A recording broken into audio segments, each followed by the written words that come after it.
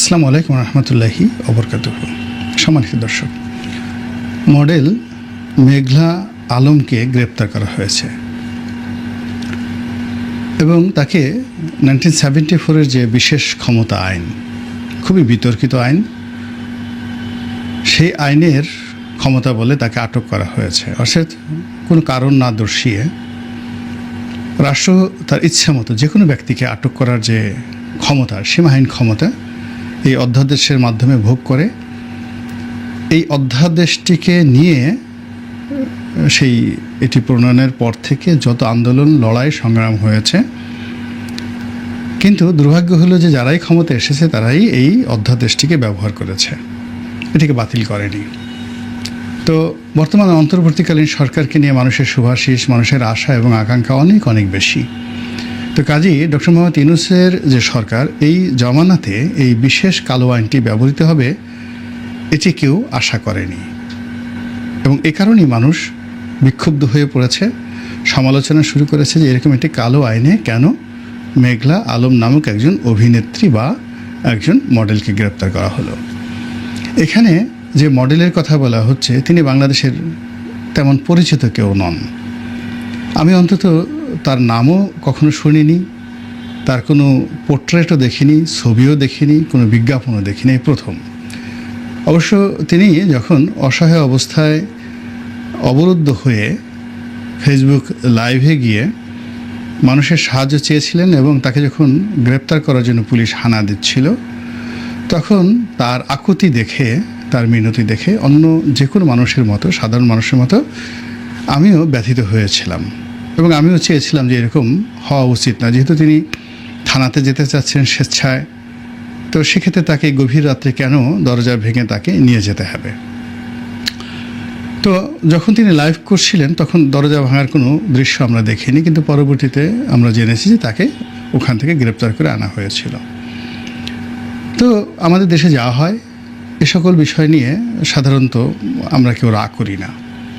আমরা যখন সুযোগ পাই, কোনো দুর্বল ব্যক্তিকে পাই, তখন তার বিরুদ্ধে সর্বোচ্চ শক্তি প্রয়োগ করি, আর যখন শক্তিশালী কোনো মানুষ কোনো অপকর্ম করে অমনি আমরা চোখ বুজে থাকি। তো সেক্ষেত্রে এরকম একজন নারী, তাকে গভীর রাত্রে পুলিশ তুলে নিয়ে যাচ্ছে, ভদ্রমহিলা লাইভে কান্নাকাটি করছেন, তারপরেও পুলিশ থামছে না। এর অর্থ যে এর পেছনে খুবই শক্তিশালী একটি হাত রয়েছে। এরকম চিন্তা ভাবনা করে আমরা যারা ভীরু বাঙালি, আমরা সেই ভীরু বাঙালি থেমে গেলাম।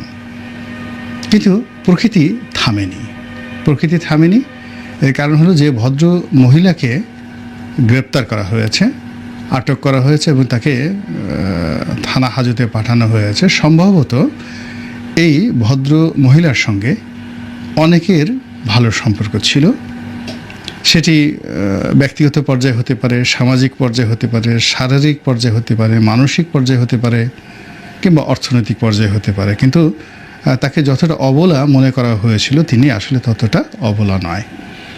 এখন যেটি জানা যাচ্ছে সেটি হলো সৌদি আরবের রাষ্ট্রদূত যিনি ছিলেন, তার সঙ্গে তার একটা প্রণয় ছিল এবং সেই প্রণয় হলে যা হয়, সেখানে আমাদের বাঙালি মেয়েরা যে আশা করে, স্বপ্ন দেখে, বিয়ে থার স্বপ্ন দেখে বা তাদের সঙ্গে একটা ডিল হয়, এটা এক ধরনের প্রণয়। আরেকটা হলো দৈহিক সম্পর্ক, কেস টু কেস। আপনি কারো শয্যার সঙ্গী হবেন বা সঙ্গিনী হবেন, বিনিময়ে ওই রাতের জন্য আপনি একটা নির্দিষ্ট টাকা পাবেন, তারপরে চলে আসবেন।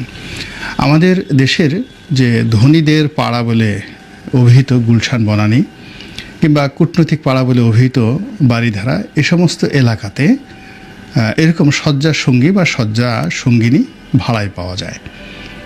অর্থাৎ কেউ যদি এই কুকর্মটি করতে চায়, শারীরিক সম্পর্ক স্থাপন করতে চায়, সে যদি গিয়ে হয়, তাহলে সমকামিতার জন্য পুরুষ সঙ্গী সে রাস্তায় পাবে, নারীর সঙ্গেও রাস্তায় পাবে এবং এগুলো নিয়ে সাধারণত কথাবার্তা হয় না।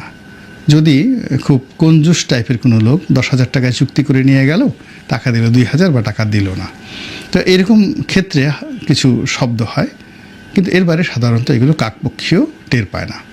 আর এই অপকর্মগুলো করার জন্য ওই সকল অঞ্চলে বহু সেভ হোম রয়েছে।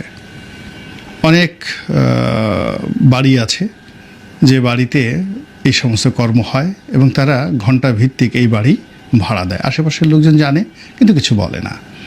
কিন্তু মেঘনা আলমের এই ঘটনাটি সেরকম ছিল না। তার সঙ্গে মূলত এই রাষ্ট্রদূতের একটা প্রণয় ছিল, বিয়ের একটা কমিটমেন্ট ছিল এবং সেই সংক্রান্ত তাদের মধ্যে ঘনিষ্ঠতা হয়েছিল। এবং যতটুকু জানা গিয়েছে যে পরবর্তীতে এই সম্পর্কটির অবনতি হয়।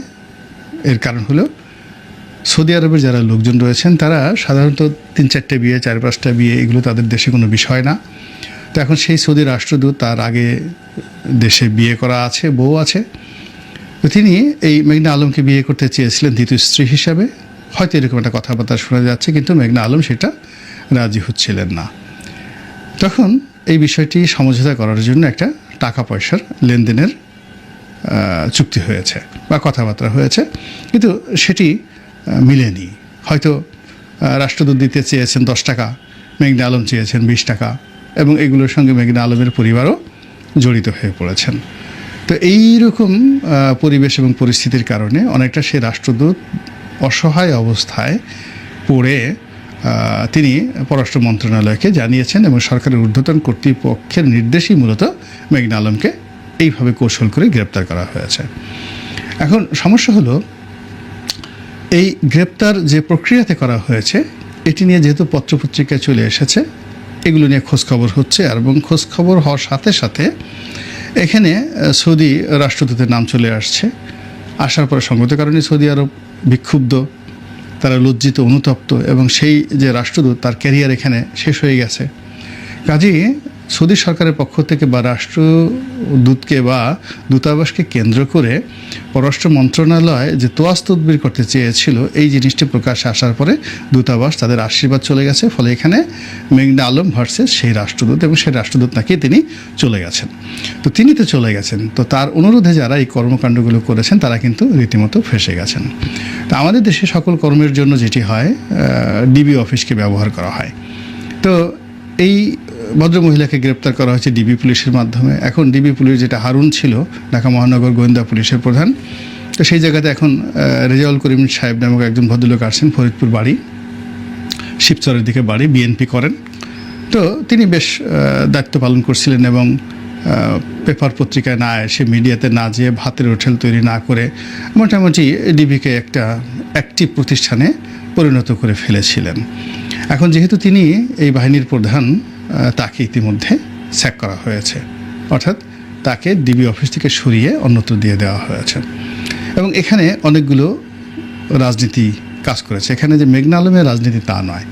এর কারণ হলো যে যেহেতু তিনি বিএনপিপন্থী একজন কর্মকর্তা, তো বিএনপিপন্থী একজন কর্মকর্তা ডিবি পুলিশের সবচেয়ে গুরুত্বপূর্ণ পদে থাকবে, এটি এই সময়টাতে প্রশাসনে বিএনপির যে আধিপত্য সেটা যেহেতু নেই, কাজেই তাকে এখানে রাখা যাবে না। ওখানে যারা এই মুহূর্তে শক্তিশালী রয়েছেন, জামাতের লোক শক্তিশালী রয়েছেন, এনসিপির লোক শক্তিশালী রয়েছেন, তাদের সঙ্গে যাদের দহরম মহরম সম্পর্ক রয়েছে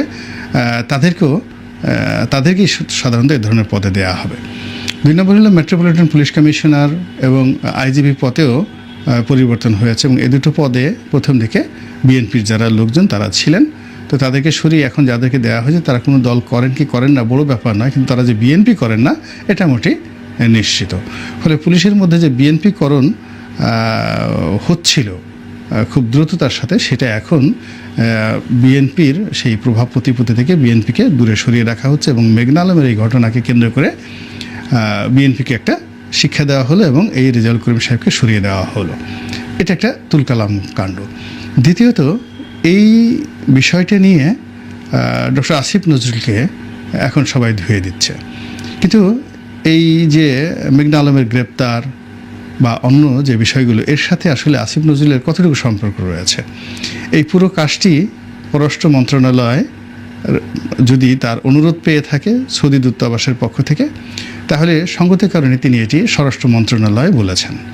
আর স্বরাষ্ট্র মন্ত্রণালয় এটি পুলিশ হেডকোয়ার্টারে বলেছেন। পুলিশ হেডকোয়ার্টার এটা মেট্রোপলিটন পুলিশ কমিশনার কাছে বলেছেন। মেট্রোপলিটন পুলিশ কমিশনার ডিবি কার্যালয়কে দায়িত্ব দিয়েছেন। এর বাইরে ডিবির বাপের সাধ্য ছিল না এই মেঘনা আলমের বাসার ধারে কাছে যাওয়ার জন্য। তো এখন সব প্রোটোকল বাদ দিয়ে কেন এই রেজাউল করিমকে ধরা হলো? আর মধ্য থেকে কেন ডক্টর আসিফ নজরুলকে আনা হলো? এখানে সরকারের মধ্যে স্পষ্টতই 2-3টে গ্রুপ কাজ করছে।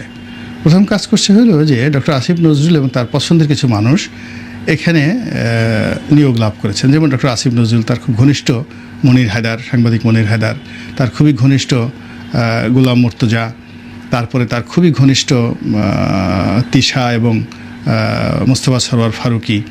তো এই যে একটা বলয় গড়ে উঠেছে, অর্থাৎ তিশা, ফারুকী ডক্টর আসিফ নজরুল খুবই ঘনিষ্ঠ, বিশেষ করে তিশা হয়তো তার স্ত্রীর বন্ধু, আর সেই সুবাদে দেখা গেল যে ফারুকীকে তিনি খুবই পছন্দ করেন। দ্বিতীয়ত তিনি সংস্কৃতি মানা মানুষ। মোস্তফা সরোয়ার ফারুকীর অনেক নাটকের তিনি, আমি দেখলাম যে ফেসবুক স্ট্যাটাস দিয়েছেন অতিপূর্বে যখন তিনি উপদেষ্টা ছিলেন না, তার এই নাটকগুলো খুব পছন্দ, অনেকগুলো চরিত্র, মিশুকে তার খুবই পছন্দ। তো তার যখন সুযোগ এসেছে তখন তিনি তার পছন্দের লোকদেরকে তিনি নিয়োগ দেবেন, এটাই তো স্বাভাবিক। অন্যদিকে মনির হায়দারের সঙ্গে তার যে বন্ধুত্ব, নিবিড় বন্ধুত্ব, বাংলাদেশে মনির হায়দার যতদিন ছিলেন তাদের মধ্যে আড্ডা হতো। মনির হায়দার, আসিফ নজরুল, পিয়াস করিম, এদের একটা যাকে বলা গ্রুপ ছিল। অন্যদিকে গোলাম মুর্তজা যে সাংবাদিক, তার সঙ্গে তার একটা ভালো সম্পর্ক ছিল।